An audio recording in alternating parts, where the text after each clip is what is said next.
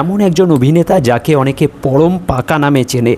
তো একসময় কমিউনিস্ট সেই ব্যক্তি হঠাৎ করে 2021 সালে একটি টুইটারে পোস্ট করেছিলেন, যে পোস্টটিকে নিয়ে এত বছর বাদে আজকের একটা বিতর্ক দেখা দিয়েছে। তো কি সেই পোস্ট করেছিলেন, আজকের হঠাৎ সেটা নিয়ে এতটাই বা কথা হচ্ছে কেন, তো সেই প্রসঙ্গে আসা যাক। 2021 সালে তিনি একটি পোস্ট করেছিলেন যেখানে তিনি বলেছিলেন, ওই ভোটের পরবর্তী সময় তিনি পোস্ট করে জানিয়েছিলেন যে আজকের দিনটাকে বিশ্ব রগরানি দিবস হিসেবে পালিত করা হোক, এবং তার সেই পোস্টের সমর্থনে কিন্তু স্বস্তিকা মুখার্জিও একটি রিটুইট করেন, যেখানে তিনি বলেন যে হোক হোক এরকম বলে তাকে একটা সমর্থন দেয়। এবং সেই পোস্টার বিনিময়ে কিন্তু শোনা যাচ্ছে যে পরমব্রত এবং স্বস্তিকার নামে কিন্তু একটা এফআইআর দায়ের করা হয়েছে থানায়। তো বিষয়টা হচ্ছে যে সেই সময় যখন নাকি বিজেপি হেরে গেছিল তখন সেই পোস্টটা করা হয়েছিল, এবং তারপরে বিজেপির অনেক কর্মী কিন্তু সেই সময় খুন হয়েছিল। এবং তারপরে আমরা দেখি যে এই কমিউনিস্ট অভিনেতা, যিনি নিজেকে একসময় কমিউনিস্ট বলে দাবি করত, তিনি হঠাৎ করে তৃণমূলের দলে ঢুকে যায়, এবং সেই শাসক তখন সেই সরকারের ঘনিষ্ঠ হিসেবে তাকে দেখা যায়, অনেক জায়গায় তাকে দেখা যায়।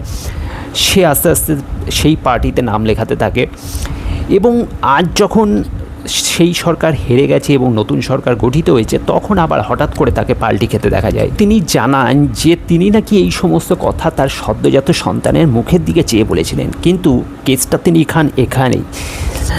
অ্যাকচুয়ালি বিষয়টা হচ্ছে যে তার বিয়ে, যে সময় তিনি এই কথাটা বলেছিল 2021 সাল, এবং তার বিয়ে হয়েছিল কিন্তু তারপরে। তো এখানেই তিনি ধরা পড়ে যান। তো বুঝতেই পারছেন যে পরম পাকা ব্যক্তিটি অ্যাকচুয়ালি খুবই কাঁচা কাজ করে ফেলে, এবং যে কারণেই কেস খেয়ে যায়। তাকে বলে সলিড কেস খেয়েছি। তো এবার তিনি কি বক্তব্য রাখছে সেটা একবার শুনে নেব। স্বেচ্ছাচারিতা চলতো গোটা জায়গাটাতে, সেই স্বেচ্ছাচারিতাটা মাঝে মাঝে ইনফ্যাক্ট রাজনৈতিক নেতৃত্বকেও ছাপিয়ে যেত। তো ওই জন্যই আমাদের দরকার, কিন্তু হ্যাঁ জোরের জায়গাটা রাজনীতি ছিল, সে ব্যাপারে কোনো সন্দেহ নেই। এখন সিনেমা ইন্ডাস্ট্রিটা তাদের হাতে থাকুক, সিনেমাটা যাদের রুজি রুটি, তিনি যদি রাজনীতি করেন বা তার যদি রাজনৈতিক রং থাকে, বা তাদের আলাদা আলাদা রাজনৈতিক রং থাকতে পারে, বা তাদের প্রাথমিক পরিচয়টা হওয়া দরকার তারা সিনেমা কর্মী, তারা সিনেমার শিল্পী, তারা সিনেমা শিল্পের সঙ্গে যুক্ত। এইটা খুব ইম্পর্টেন্ট। না হলে এই জগৎটাকে হ্যান্ডেল করা তাদের পক্ষে বা বোঝা তাদের পক্ষে সম্ভব না। সেক্ষেত্রে আবার সেই স্বৈরাচারের জায়গায় ব্যাপারটা যাবে।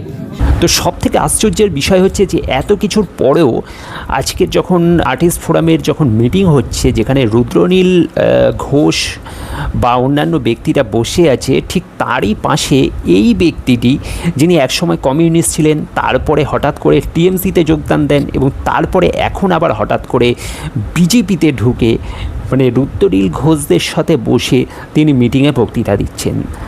তো অ্যাকচুয়ালি এই ব্যক্তিটি এতটাই পাল্টিবাজ যে যার জন্য কিন্তু আজকের মানুষ কিন্তু এর বিরুদ্ধে ক্ষোভে ফেটে পড়ছে।